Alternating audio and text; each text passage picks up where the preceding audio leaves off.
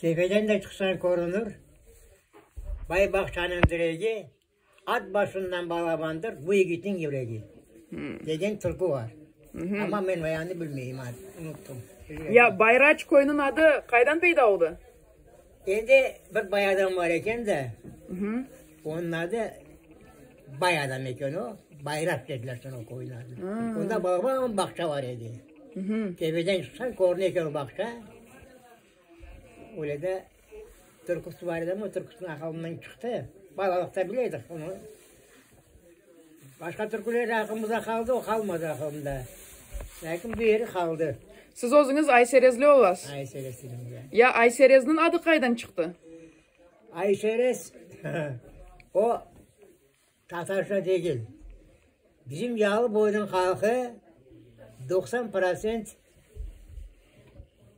nelerden? Kıma? Greklerdendir.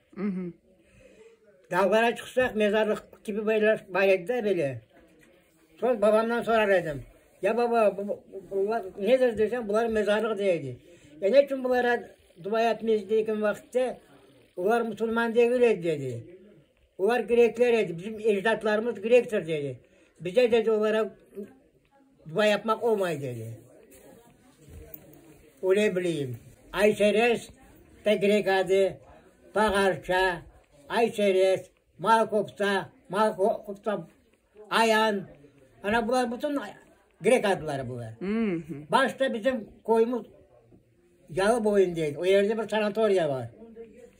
Neden çıksan Ayseres'ten gelip Ozan Koşu deyince orada bir sanatorya var sol tarafta. Ayseres koyası oradayken. Ama o vakti Grek eken bizim halklar.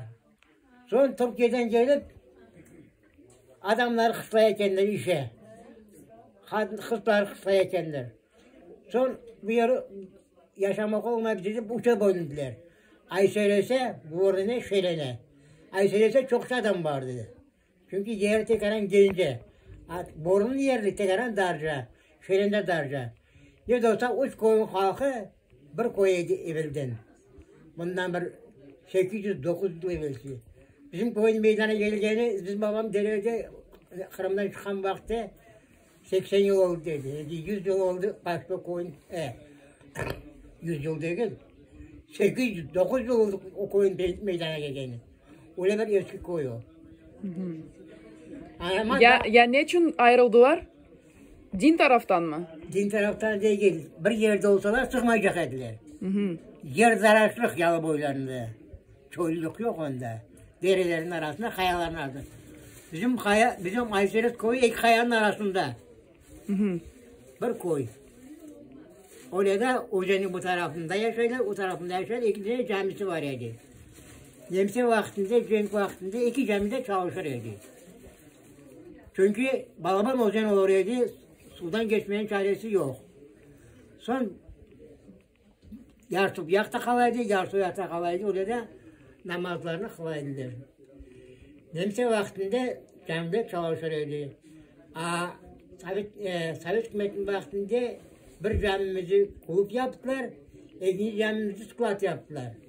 Namaz kılmaya koymadılar.